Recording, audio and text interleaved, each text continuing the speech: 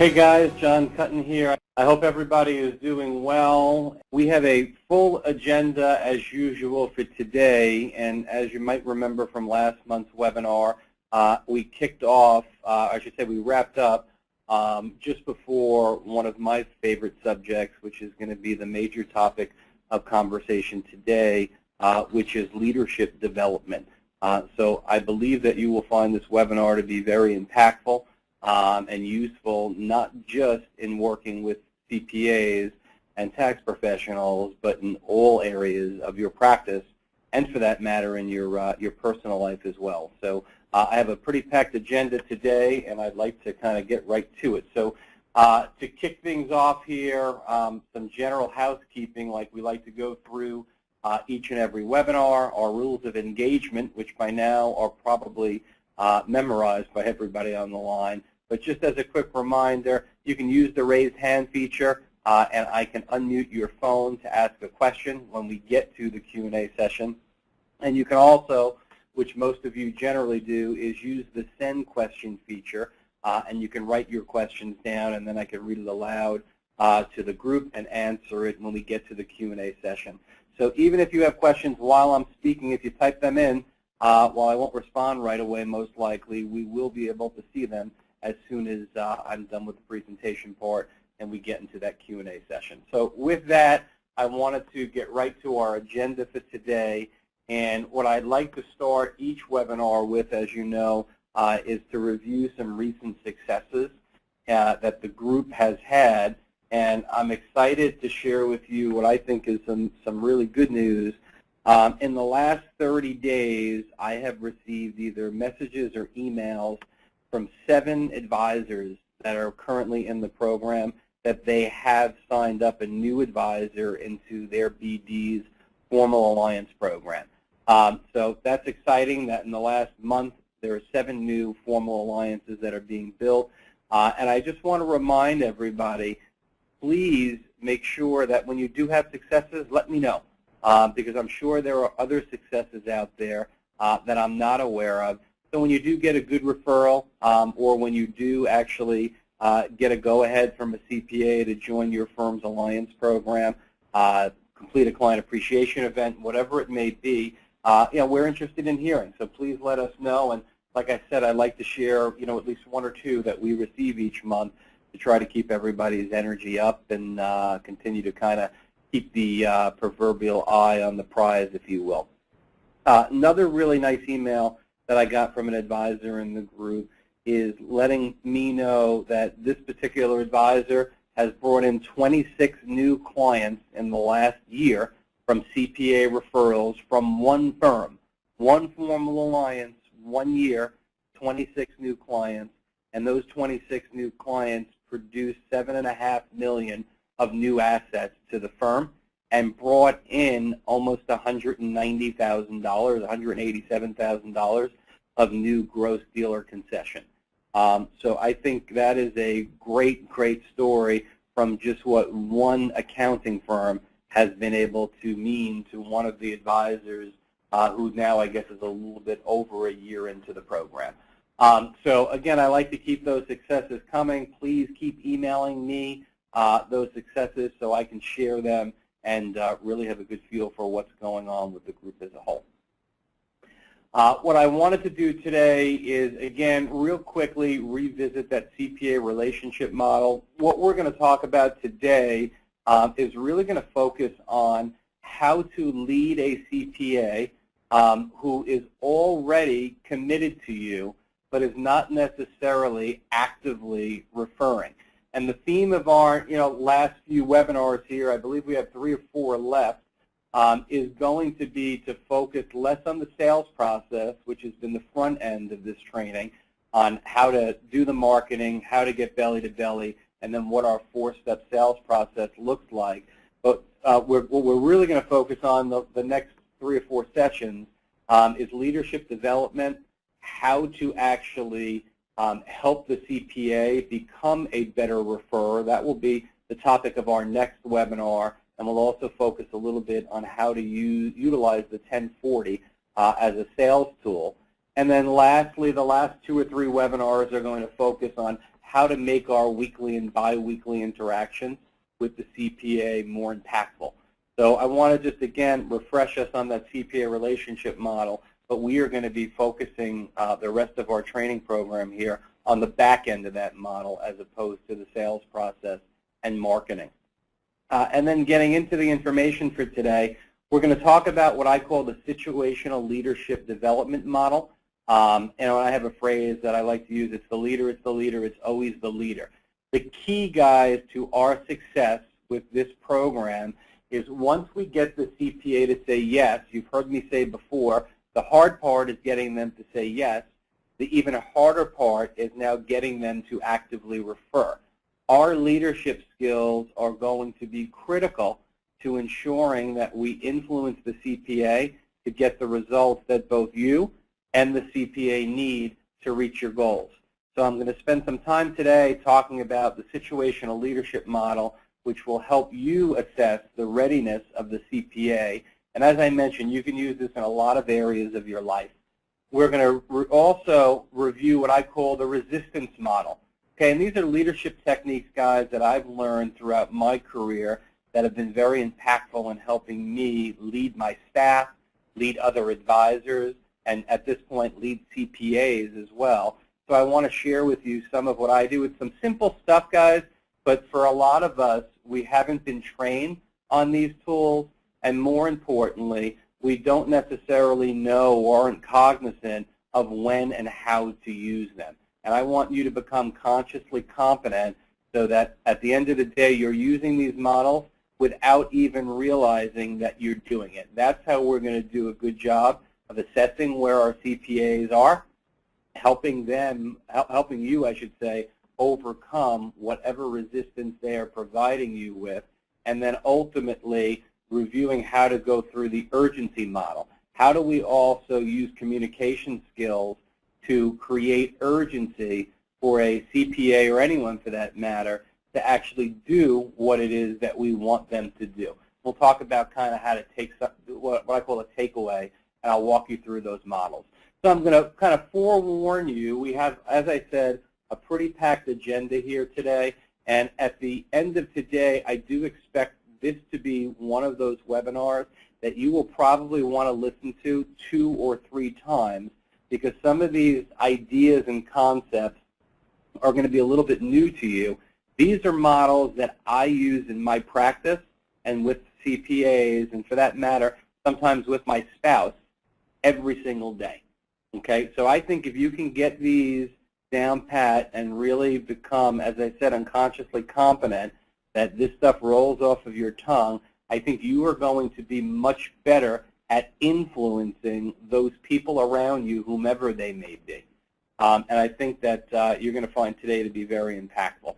I also tried to give a couple of practical examples of how we can overcome objections or resistance using the resistance model and the urgency model. So I put together a couple of little examples, and I'll kind of go through a bit of a role play of what and how I might get over an objection or resistance with a CPA. So again, packed agenda. If time permits, we'll go through some Q&A, which could be on today's topic or, for that matter, any kind of questions that you might have on your mind as a whole. So with that, going back to our CPA relationship model, again, we've seen this a bunch of times, but I want this to be ingrained in your mind, right? By this point in our program, my hope is prospecting is not an issue. Getting belly to belly with a CPA or 2 every week is something that you become successful at. The initial meeting, a substantive thank you, should at this point be something that you've come close to mastering, along with the office visit followed by the lunch or social meeting. Okay, that is where I really hope and expect everyone to be right now. Where I want us to focus our energy on improving the skills is the back end of this relationship model. Getting the CPA to commit to do something, client event planning, weekly and biweekly interactions. So this is where the relationship, guys, starts to go when we look at this model from, hey, is this something that's right for my clients, to, hey, I get it. This is a good thing for my clients. Now how do we make it work?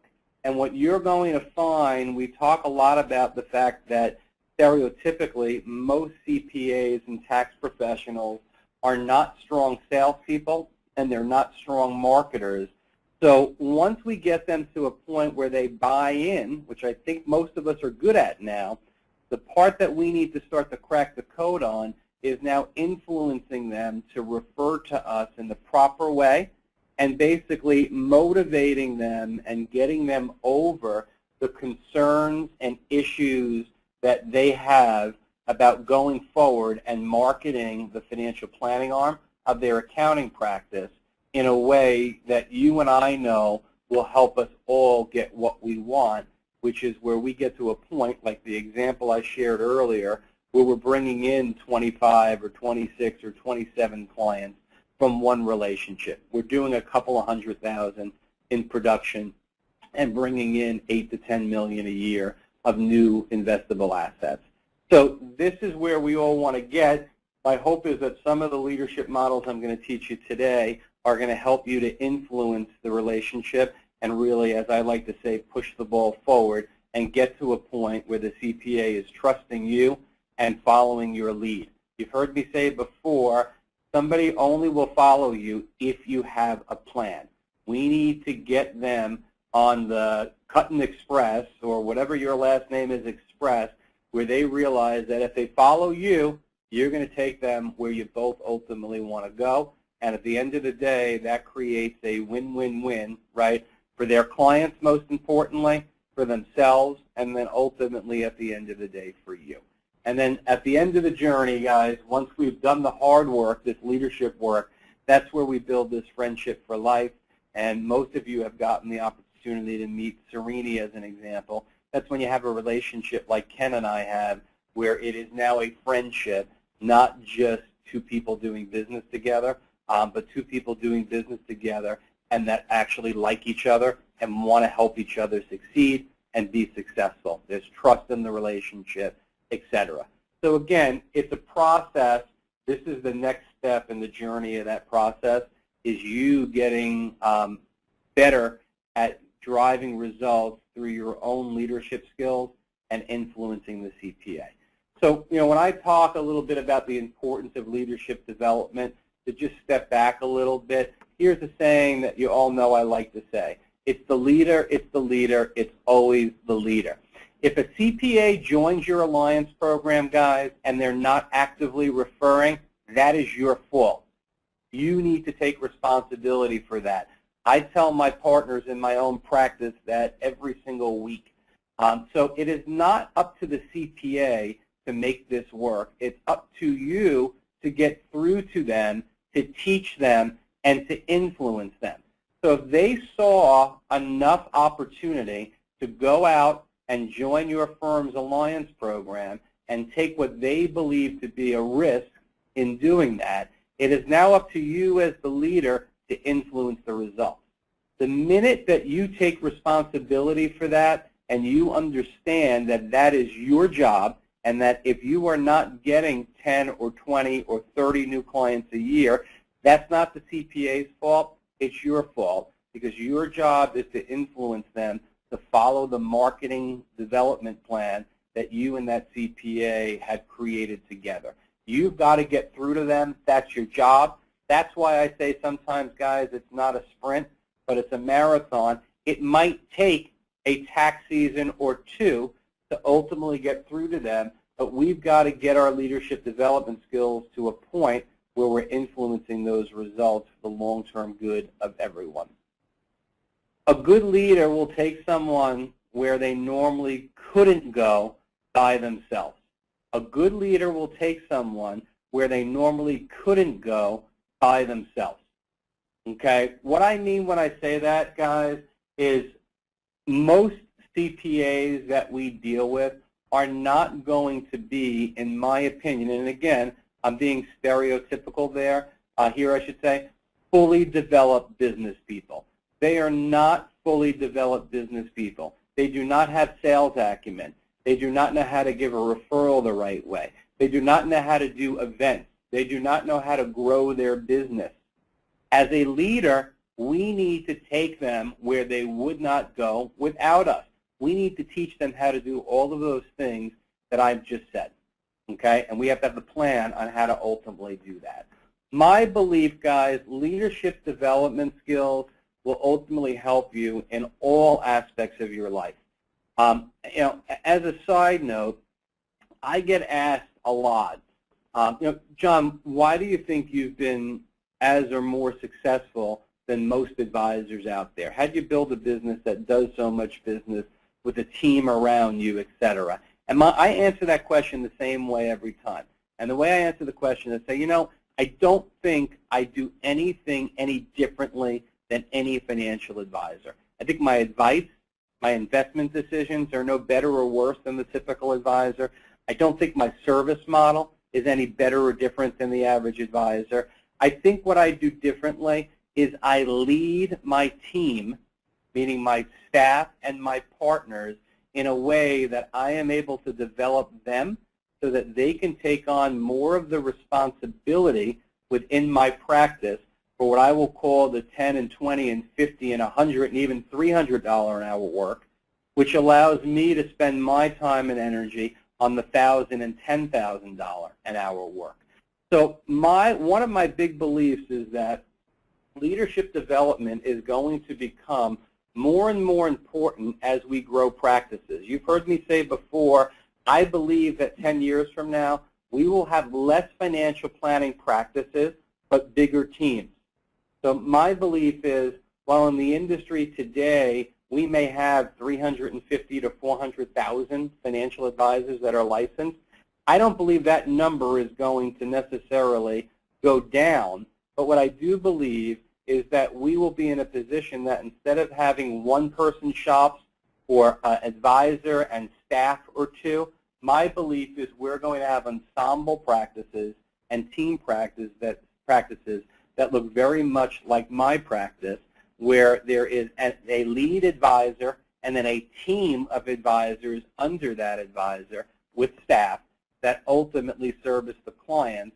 And the most successful advisors in the industry will be the ones with leadership skills who are able to develop talent and to continue to help engage advisors and staff that are on their team and to make them better advisors and better staff people through their own leadership development skills. So think about that for a minute, guys, and think about where you are in your practice today and how becoming a better leader may be able to help you, okay? So it's more than just CPAs. We're going to focus today on how your leadership skills can be applied to CPA relationships, because that's the focus of our program here. But I want you to get the significance and the importance of what leadership skills can do for you in all aspects of your life. Think about it for a minute. Leadership skills help you in business. They help you socially. They help you with your family or your children, right? You have to lead your children, don't you? You have to influence your children to make the right decisions. That's leadership skills. Friendships take leadership skills. Athletics take leadership skills. Being a coach, if you're a youth coach, take leadership skills, right? Some of the best leaders out there are often coaches, right, who write books about leadership after their career. Why they're such good coaches is because, again, they were able to get more out of their players. They were able to get players to go someplace that player could not go without them. And when you meet someone who's had a very, very good leader or coach, you will find that very humbling. And many of the most successful people out there hire a leader or a coach just like you have to learn to be better at whatever it is their craft or their skill set is. So I want you to see that leadership development is more than working with CPAs. It really does touch all aspects of your life. Many other areas that I could hit on, but for the sake of brevity here, obviously I will not. So with that, I think everybody hopefully gets the fact that I believe leadership development is one of the key linchpins to your success in business and in many other areas of your life. So what I'm about to go into here, guys, is something that I've used probably for the last decade. I call it the situational leadership model. What the situational leadership model basically is, before I go into the details, it's a way for you to assess as a leader of someone their particular readiness level. I call it a readiness assessment, their readiness level to perform any task.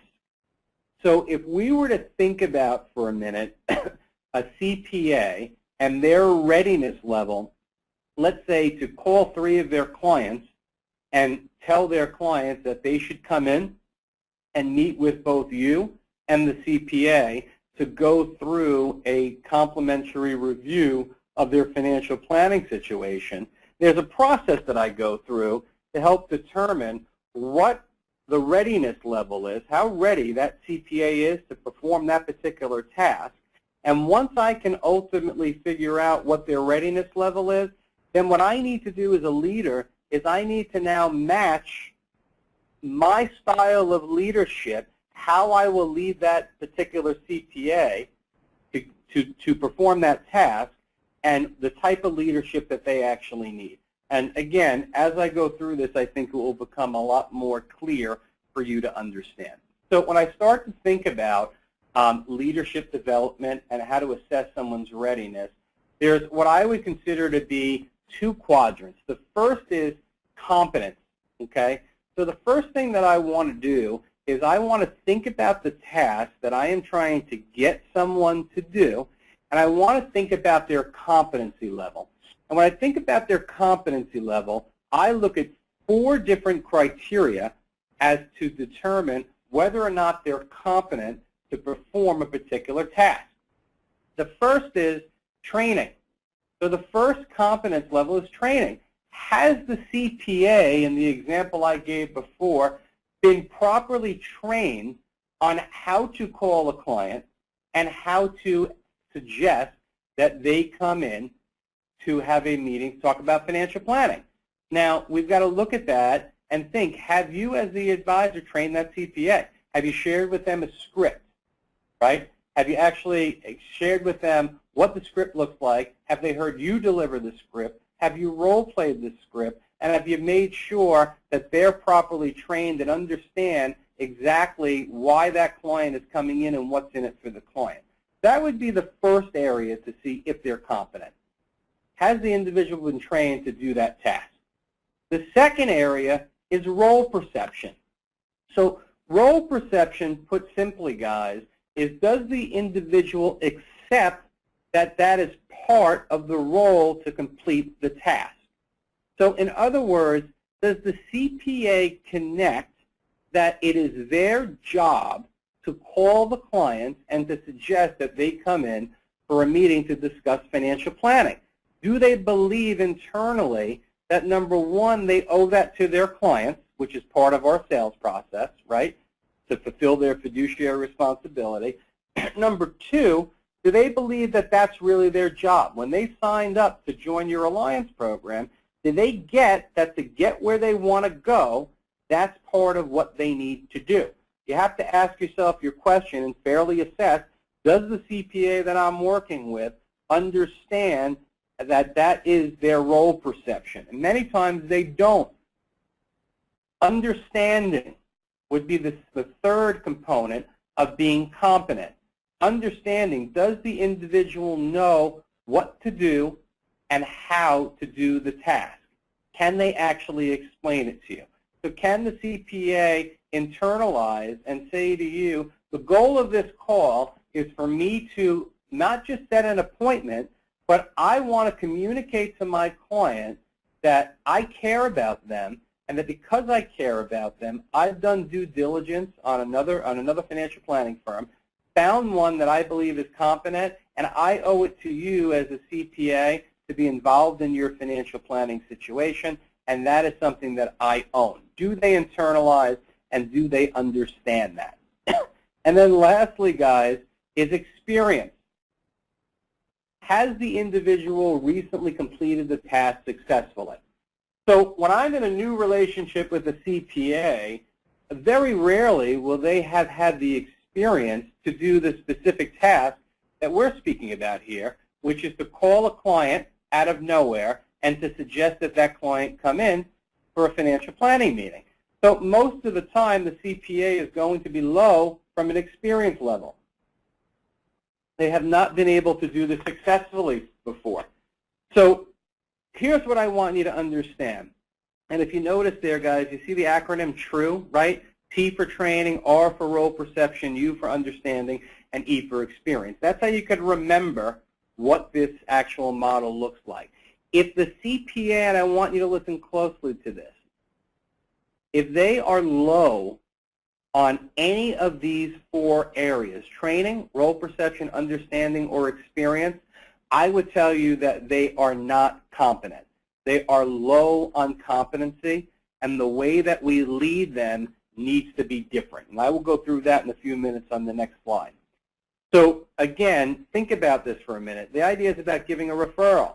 Has the CPA been trained properly? Most of us probably don't necessarily have the chutzpah with some of our CPAs to say, let's role play it. I want to hear you say it. I'm going to say it. I'm going to give you feedback on the script. You need to get there with the CPA for them to be competent. Most CPAs, although they might nod their head and agree to it, they might not fully understand their role perception is to do this particular task.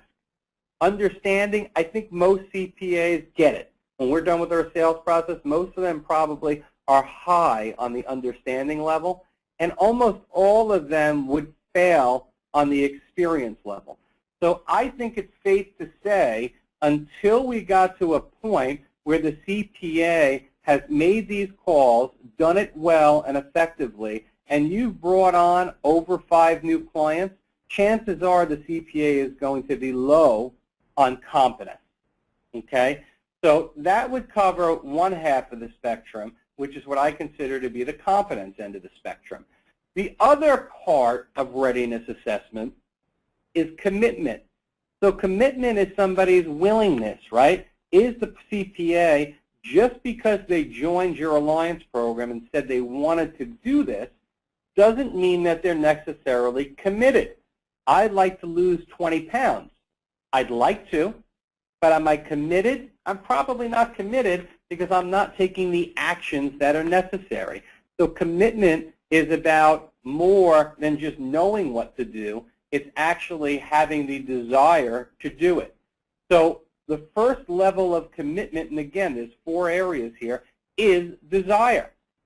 Desire, does the individual have the desire to do this particular task? Does the CPA understand that they need to do this? Is there enough in it for them? Do they actually have the desire to succeed? Is this important to them, or is this just something that we've convinced them to do, right? So how committed are they? Incentive. Incentive is, does the individual understand the benefits of completing the task successfully? So does the CPA understand that by making these calls and being successful at it, we're going to bring in new clients, and by bringing in new clients, he's going to fulfill or she's going to fulfill their fiduciary responsibility to their client. They're going to deepen the relationship, and the business plan that we created that spelled out that they were going to earn a certain amount of money 3 years from now, we will actually reach that goal if they complete this task successfully. Is there enough in all of that? Does it mean enough to the CPA that they have enough incentive to move forward? Will this be something that's important enough for them to deal with? The next is security, right? Are they secure in their ability to perform the task? Is the individual secure in the fact that they can or will be able to complete the task successfully? I've heard CPAs say to me, I don't know if I want to make these calls. I'm not sure what my clients are going to think. My clients already have someone. They don't want me involved. All of those different concerns that we talk about, if we haven't done a good job of alleviating those concerns, which our sales process is designed to do, or if 1 or 2 of them are still on their mind, then they're probably not going to be secure in doing this task. And if you think about it, one of the main reasons that individuals are not successful and don't do the things that they know they need to do is because they're afraid to. They're not secure. They're afraid what people will think. They're afraid that they'll mess it up. Again, we have to help them build that security. That will happen by becoming competent. Hopefully you're seeing how this stuff comes together. And the last is confidence. Are they confident? Does the individual feel that they can succeed at the task? So this is why I like to say get them to do something. What we want them to do is start to build some confidence. That's why the first phone call we should make should be to their easiest client that says yes to everything that they say. Once they build their confidence level, that is when, again, they will start to become more comfortable following your lead and moving forward with our suggestions. So if you notice on the commitment side, guys, we have an acronym that's DISC. So true, training, role, perception, understanding, and experience. DISC, which stands for desire, incentive, security, and confidence. Same thing on the commitment side. If the professional, the person that you're leading, is low on any of those 4 areas on the commitment side, I consider them to be low on commitment. Now, you can apply this to absolutely any task. You can apply it to a staff person's ability to return a client's phone call about their investment portfolio.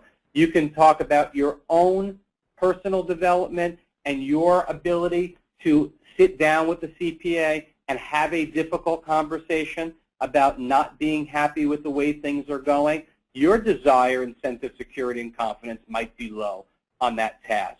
When you're cognizant of these things, it will help you to develop more and you to not only lead people better, but hopefully to be more self-aware and to ultimately make better business decisions for yourself so that you can also continue to grow as an advisor.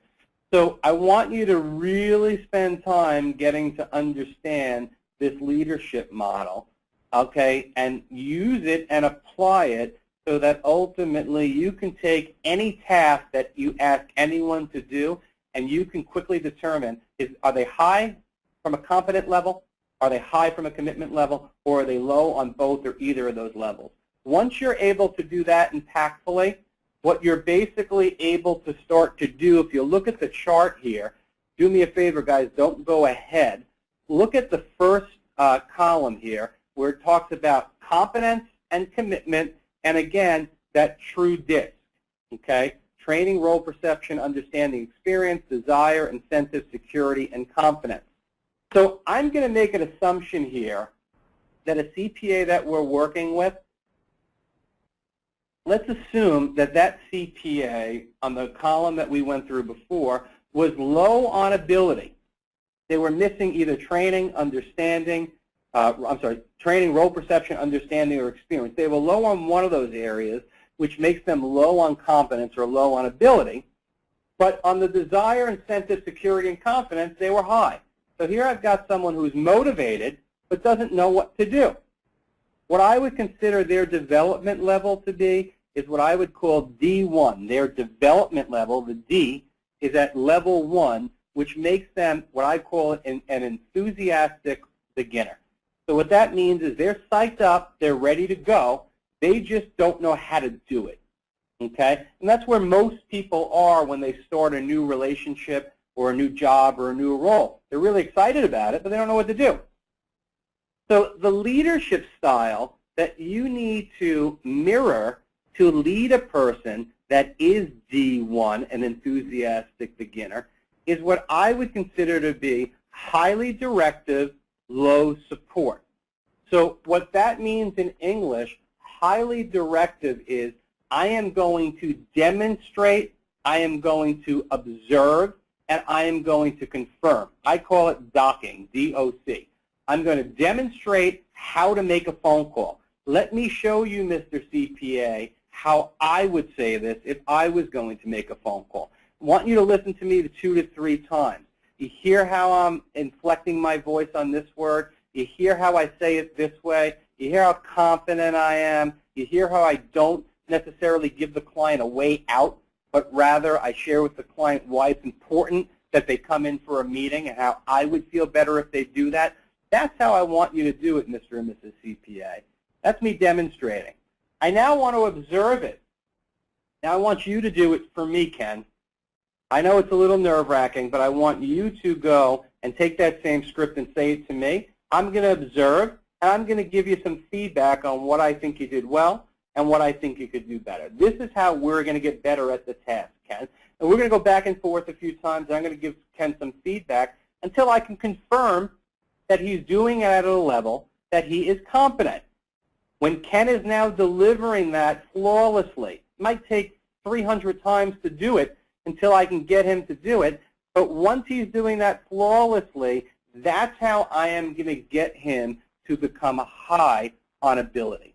So that would be an example of my leadership style, being highly directive, telling you what to do.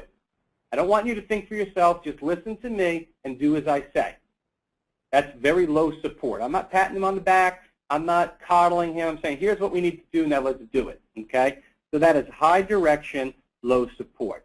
D1 gets S1 leadership. That's my style of leadership. Let's assume for a minute, guys, that the CPA was low on ability and low on motivation. Okay? So if someone is low on ability and low on motivation, they are considered to be what I would call at developmental level 2. They are a disillusioned learner. So what that means in English, a disillusioned learner is somebody that was actually motivated. They were D1 when they started, but because they have not mastered the competency, in this case, calling their clients to have them come in for financial planning, they've become disillusioned. They've started to second-guess themselves. Maybe this won't work for me. Maybe I really can't sell this. Maybe I made a mistake by joining John's Alliance program. They are disillusioned. Because they're disillusioned, they are disillusioned because they didn't have success, right? They tried this, they role-played the script, and they sound terrible. Then they called the client, and the client said, let me think about it, Ken. I'm not sure if I want to come in. They're going to start to lose their confidence, their security, their desire, right? So they become low on the motivation side as well. When someone is a disillusioned learner, they still need high level of direction as a leadership coach, but what they also need is high support. I call that coaching, okay? So this is where I need to coddle that CPA a little bit. I need to role play with them, but I can't necessarily tell them what a terrible job they're doing and be direct. I need to say things like, Ken, that was so much better than what we were doing a week ago. I think you're doing a great job. Your inflection sounds great. You've slowed down your pace. You seem very, very direct with the client, which I think is really good. Here are a couple of areas that I think maybe that you can improve on, okay?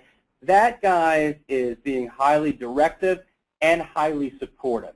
You know, Ken, I could really see we're a couple of weeks away from you becoming awesome at this. I don't know if you can see it, but I can see it. I'm being a good cheerleader. I am trying to help build, in that case, Ken's motivation level because he is disillusioned. That's what a good leader would do.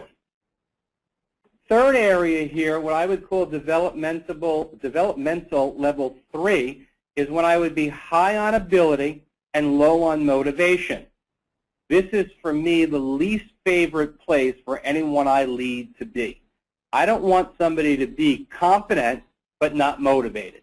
So what this means is you have the training, you have the role perception, you have the understanding, you've done it, you've had the experience of doing it successfully, so you know what you're doing, but guess what? Your commitment's not there. Somehow you lost your desire, you don't see the incentive, you're not secure, or you're not confident. What I call that is someone who's in a spot where they're, quite frankly, being a little bit lazy. Okay? There's a reason why they're becoming lazy. I call developmental level 3 capable but cautious. So they know what to do, but for some reason they're not doing it. Ken Serini often gets to the point where he is D3. He knows how to do this. He's done it successful, but sometimes he is too busy to focus on it. He lost the incentive. He's losing sight of the fact that when he refers a new client to me, it's good for the client, it's good for him, and it's good for me. I have to lead him in the right way. And leading him in the right way is being a leader with a style of supporting the advisor. So what that means is I don't need to give a lot of direction. I don't need to tell Ken what to do anymore because Ken knows what to do. What I need to do is talk about Ken from a relationship perspective, and what I really need to do is find out what it is that has made him lose his commitment. Why is he not motivated? Why has he lost the desire, the incentive, the security, or the confidence? Did something happen that I'm not aware of? Did a client get angry? Has he not been earning the income that he hoped for? Are we building this thing too slowly? But what is it that I need to do to ultimately get inside of Ken's head so that I can get him to a point where he is at that next level, where he is high on ability and he is high on motivation? This is where I want everyone that I work with to be. That's my goal as a leader, is to get somebody to be competent and committed. If I have somebody who's competent and committed, I'm going to grow the heck out of whatever organization I'm trying to run. It's the leader, it's the leader, it's always the leader. It's my job to get my people to become very highly competent and very committed or motivated. So when somebody is D4, that's what I would call a self-reliant achiever. So a self-reliant achiever is somebody who knows how to do it. You don't need to be on top of them, and they're going to just go ahead and get that job done. Now, most of us guys, and think about this for a minute, look inside yourself, we treat everyone that we know as if they are D4. And the reality is, think about a staff person, a CPA, maybe it's one of your kids, whoever it may be, there are very few of us that are D4. Very few advisors are D4.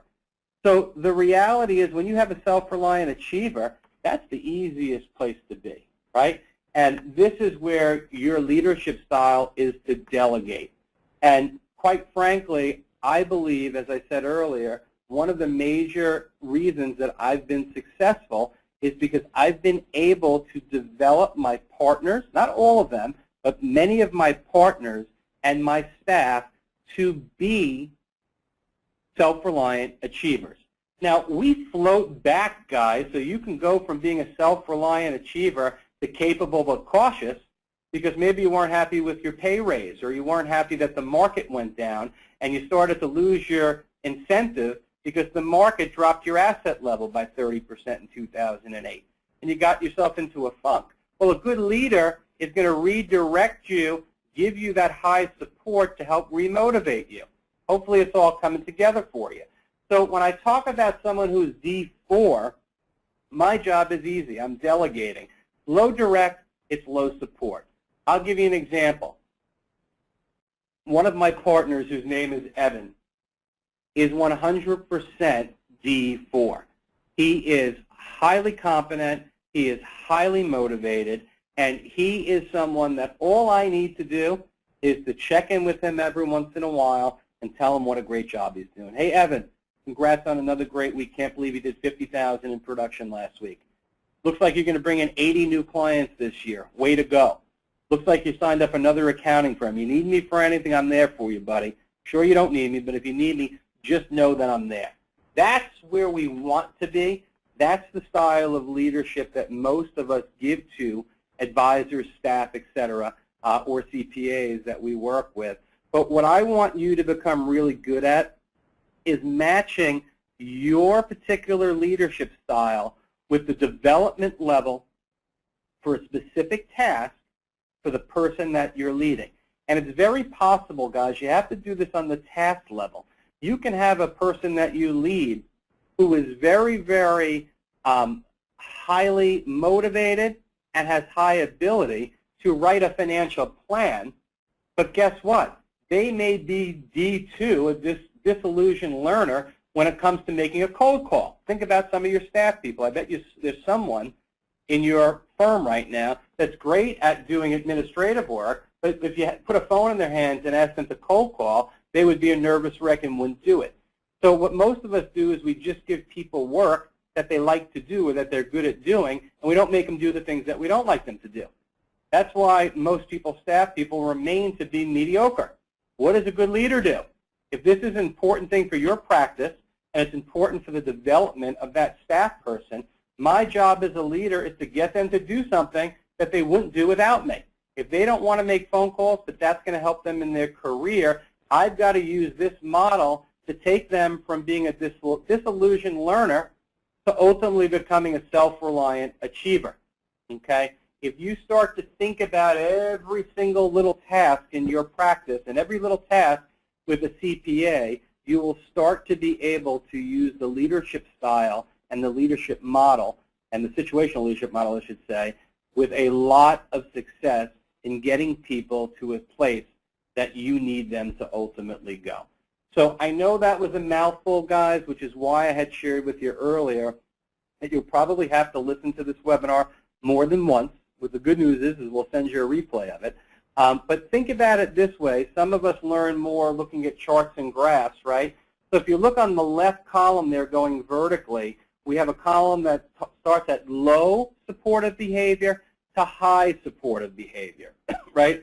So as we get to a point that we are in a position that somebody is S4, we don't need to do a lot. We're just a cheerleader, right?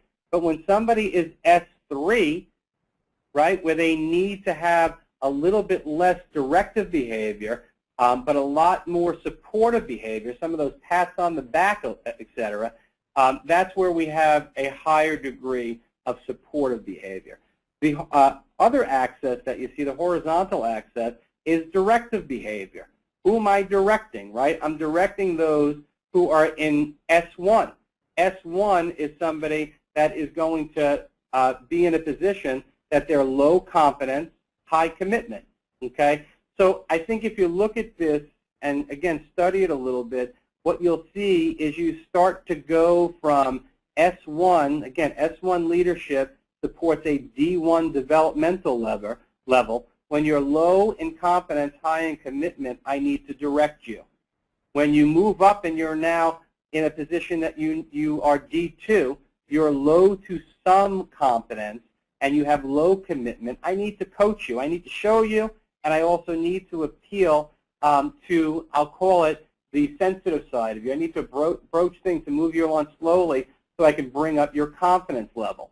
When we're at developmental level 3, where we are moderate to high in competence, right, we're pretty good at doing this, but our commitment level is now variable. We've lost our way a little bit. We've lost desire and sense of security or confidence.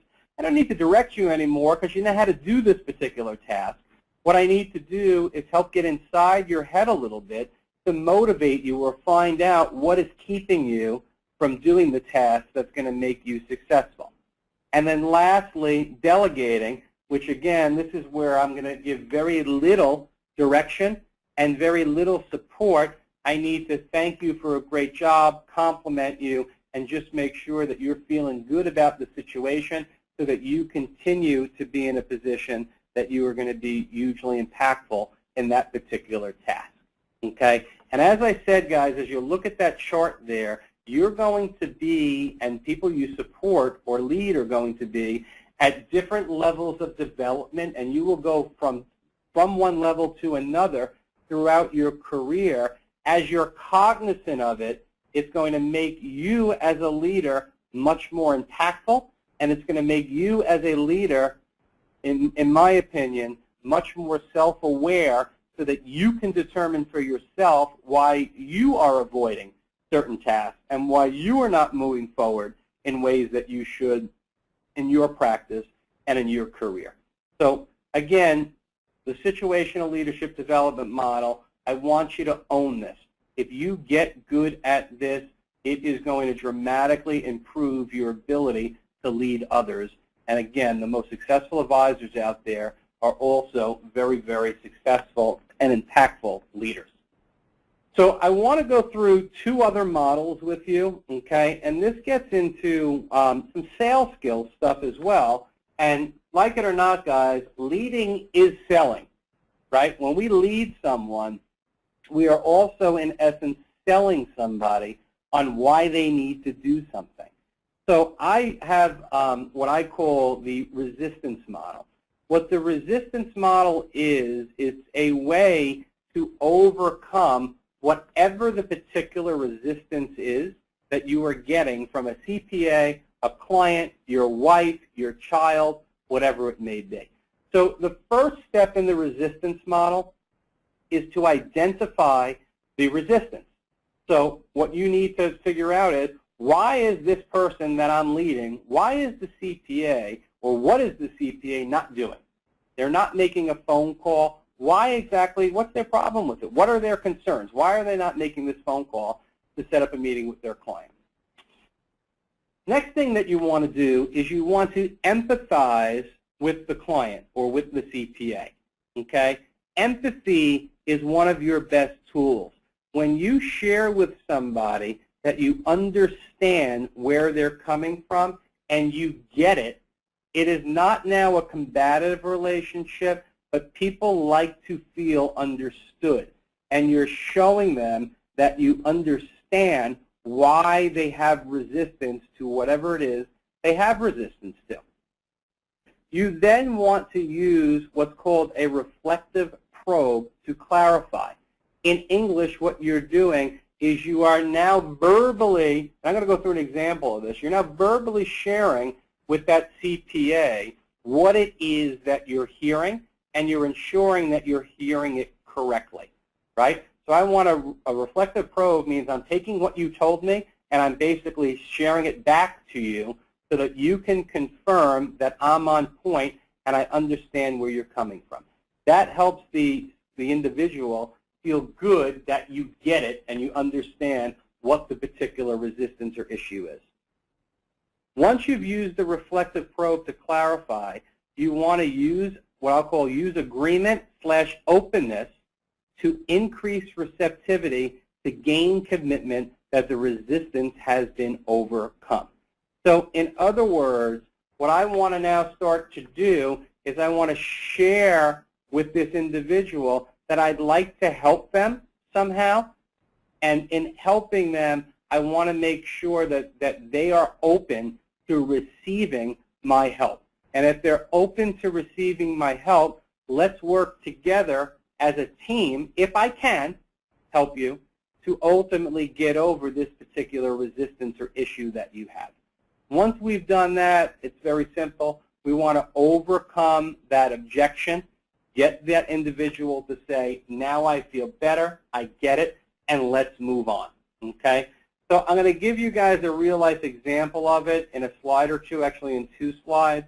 One of the things I like to say, or I like to share with the group, is I use this stuff, and I don't even know I'm using it. When my wife and I are having some kind of issue, and we're having a conversation, and I start to get real rational, I use this model without really even understanding it. So my wife might be telling me how I don't take the garbage out, right? And I'm going to now come back and say, hey, honey, I think what you're really upset about is the fact that I'm not taking the garbage out. I completely understand. I would feel the same way too, sweetheart. You do so much around this house that the least I could do is to take the time to take out that trash for you. I just want to understand, is that pretty much, I'm using a reflective probe right now, is that pretty much, hon, what the concern is? Is that why you haven't been real happy with me lately, is I'm not keeping up with my chores? Well, yeah, honey, that is kind of. You know, hon, I completely understand that. Here's my plan. How about I ensure that on Mondays and Wednesdays that I leave myself a note, and you know what, if you don't mind, maybe you can remind me. And at that point, I will make sure that the garbage is going to come out or go out. And, you know, for whatever reason I forget, just please feel free to remind me, and I'll be sure to do it. Okay? That's an example, guys, of using the resistance model. Okay? I like to also call it feel, felt, found. So another way that you can look at this, okay, and I want you to start to think about resistance is, you want to share with someone that you understand how they feel, you, in fact, have felt the same way, but what you have found is that by doing this, whatever this may be, it is able to alleviate that issue. Empathize is feeling, right? I'm going to empathize with you. Hey, honey, I understand exactly how you feel, and you're right based on how you feel. I got to share with you, I felt the same way in the past. Not necessarily about taking out the garbage, but about other issues, and it's never fun that, to feel that way, to not feel appreciated. What I found that is by doing this, it's going to ultimately alleviate the problem, okay? Feel, felt, found, okay? If you remember those key words, feel, felt, found, is empathizing is feeling, reflective probes is the next step in that process. Felt, I felt the same way, I'm reflecting on it, and what I found is using agreement and openness to ultimately move on, okay? So feel, felt, and found. Here's an example, guys, that I kind of scripted for you as to how we can ultimately be in a position that we're able to use this particular resistance model. So let's assume the situation is that the CPA is resisting, like I had said before, making direct prospecting calls to their clients to set initial financial planning consultations. So that's the resistance that we have. So the first step is I want to identify the resistance. I'm going to say something like this. Ken, seems as if you're uncomfortable calling your clients and suggesting that they meet with you and I to discuss and review their financial situation. Is that correct? CPA is going to say, I'm concerned about what my client's perception may be. Okay? They could say whatever it is, but we've figured out what the resistance is. He or she, Ken in this case, doesn't want to make the calls. Step one is to empathize with the CPA, or it could be a client. Ken, I completely understand why you'd be concerned about your client's perception. In fact, I'd be a little nervous if you weren't concerned. How does that now make Ken feel? Understood, right? Use a reflective probe to clarify. Ken, I want to make sure I understand exactly where you're coming from.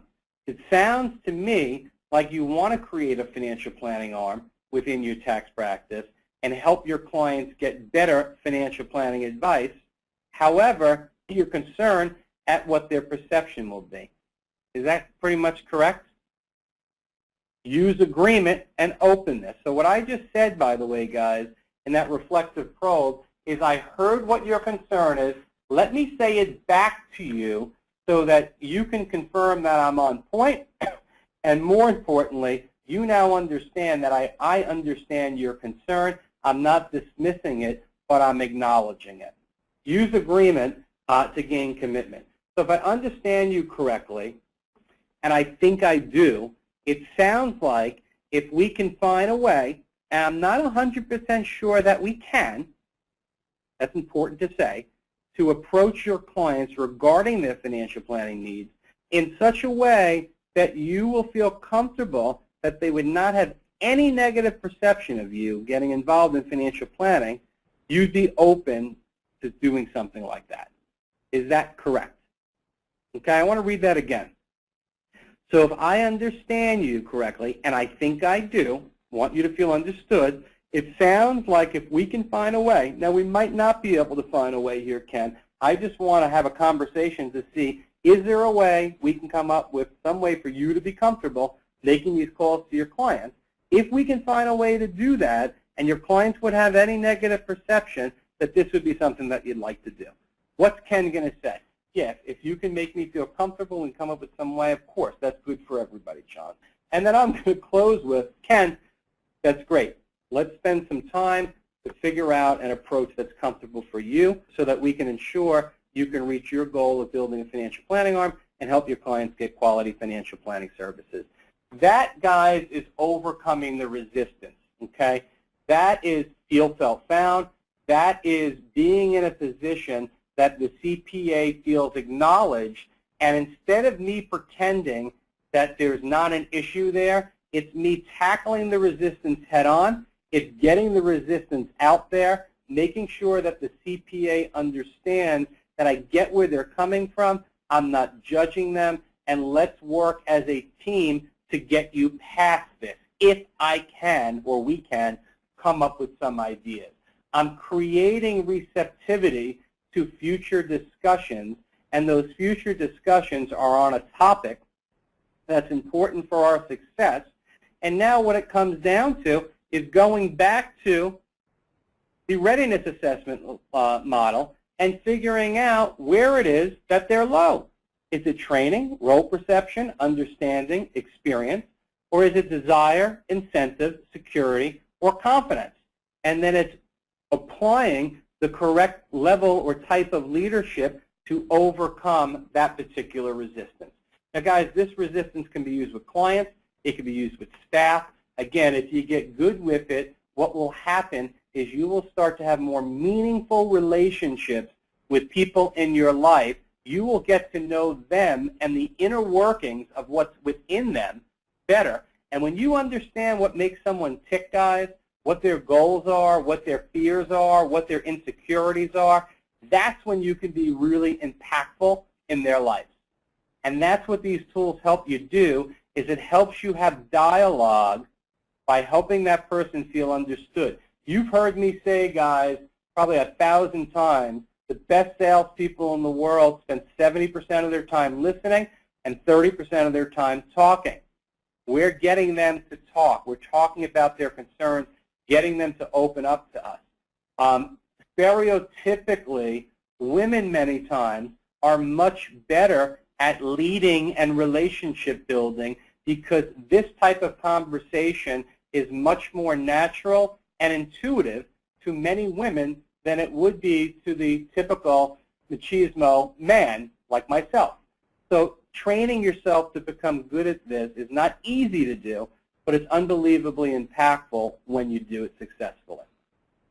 What I want to close with here is the urgency model, okay? So the urgency model is the last of the models, and really what the urgency model is how to get somebody to act, right?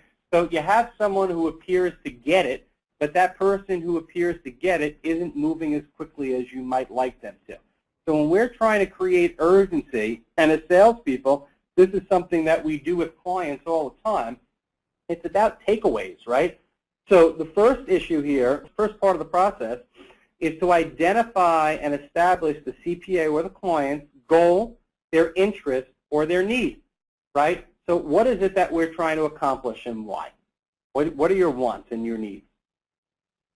Part two in that urgency model is to create a sense of loss of the goal, right? What we need to do is to show them by not doing something, this will be the effect, and that's going to have a negative effect on you. Once we've created a sense of loss for that goal, we want to create a sense of gain to the goal as a direct result of you or your service. So let me share with you how by following me as your leader, I am not going to allow that loss to happen. I will make sure that we get to where we want to go. Lastly, tie yourself in as a resource, close, and move on. So let me show you how by you and I partnering and working together, we are going to ultimately ensure that you never are in a position that you don't reach that goal, that interest, or that need, and you don't have to feel the pain of the loss of not accomplishing it. So this, again, is what I call the urgency model, which is something that we use all the time. I think it can be applied to staff, CPAs, clients, etc. So here's, again, an example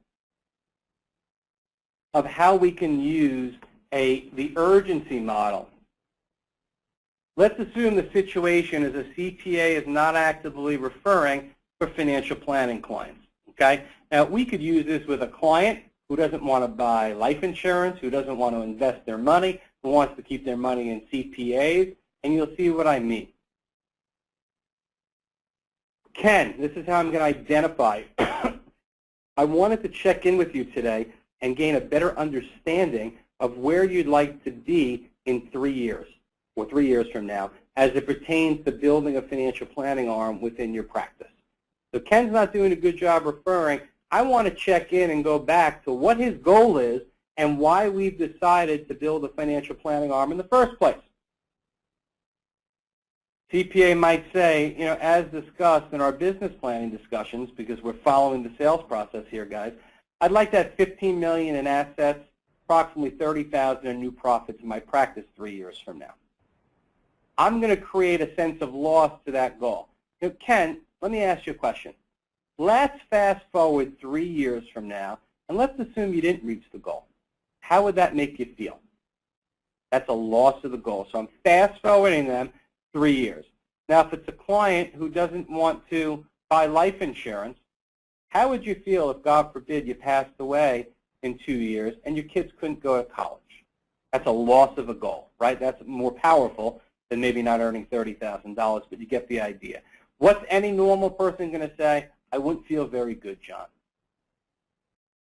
Ken, I completely get where you're coming from. No one feels good not reaching goals they've set for themselves. As you know, I'm a resource.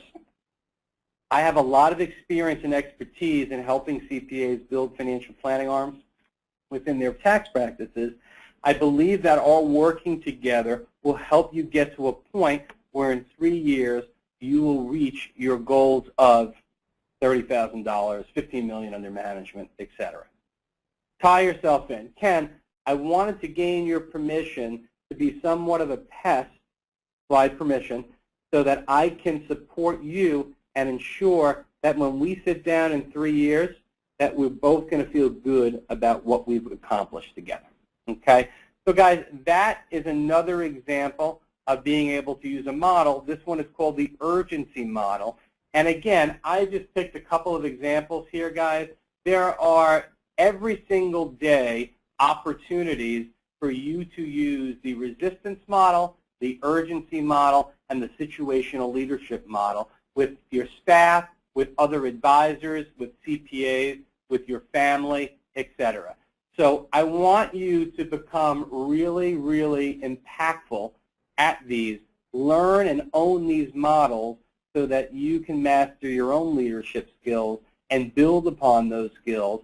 I believe that these are 3 building blocks that if you get really, really good at, you will get unbelievable results from just getting good at these 3 areas. Now, guys, you can be a student of leadership development. I do a lot of reading on leadership development. I've gone through some training on leadership development. These are some of the models and tools that I use most often. But this is an area that I think if you engage in, that it's going to become very impactful for you in your career. So when can you use models like this, the resistance model? Just giving you a few examples so you can start to see where it's applicable. Client doesn't want to purchase a financial product. Use the resistance model. Employee doesn't want to complete a task. Prospect doesn't want to meet for a financial consultation. The CPA doesn't want to go out and get licensed. These are all resistance. Use the model. Spouse doesn't want to go to your family's house for a holiday party. Your wife gives you or your husband gives you resistance. I don't want to spend Thanksgiving at your house again this year with your family. That's resistance. You got to overcome it. You got to out-reason them. Let them know that you understand, right? My wife often says to me, stop cutting and associating me.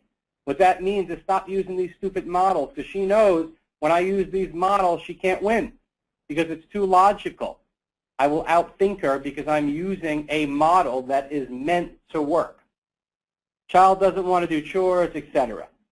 Urgency model. Client doesn't want to transfer their assets. You have to build urgency. Doesn't want to purchase life insurance, DI, LTC. Your child doesn't want to study. Well, how will they feel when they get their report card? Or how will they feel when they don't get into college? You've got to create some urgency. You have to talk on terms. It's not about doing your homework. It's what doing your homework will ultimately do to you. And is that what you want for yourself? Right? And you could take that further. Well, I don't care about college. Well, what kind of house would you like to live in? Do you like nice things? Well, the way to get nice things is to ultimately go to college. And to go to college, guess what? You've got to get good grades. And to get good grades, you've got to do your homework. You can't be out-logicked in that scenario. CPA wants to wait until after tax season to meet with the advisor, et cetera, et cetera, et cetera. So hopefully you guys are getting the ideas there on what these models can do and how they can be applied. If you're sitting here right now, and I know I went a little over on time here, but if you're sitting here right now and you're thinking, I kind of get it, but I'm a little confused, that's exactly where I think you should be.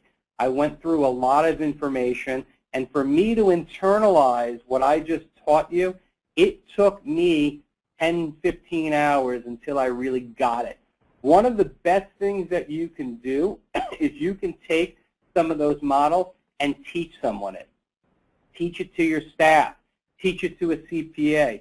As one of the webinars we're going to do is 16 impactful weekly or bi-weekly meetings to have with the CPA. One of those ideas is to teach them and present to them, much like I presented to you today, what the situational leadership model is. If you can make them cognizant of it by teaching it, number one, you have to master it, which is going to make you better. But when the person that you're leading is aware of it, they are that much more likely to take your leadership because they can logically look at it and say, you know what? I'm not in a position right now where I am highly confident and highly motivated. So please give me the leadership to get me there so we can both get what we want. So listen to this webinar. Replays will go out over the next few days as they do. I'd listen to this 2 or 3 times. I'd have your staff listen to this 2 or 3 times.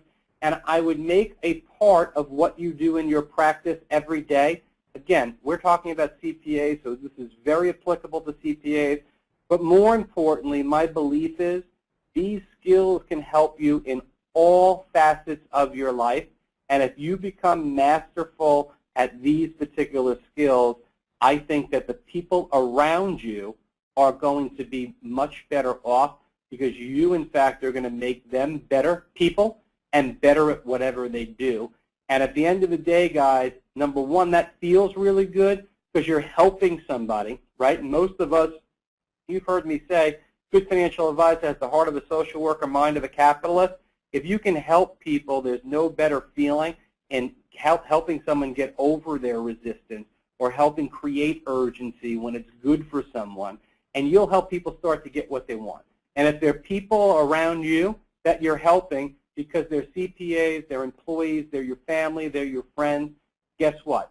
Not only are you feeling good about helping them, but you're helping yourself because you're going to have a much more meaningful relationship with these folks in your life.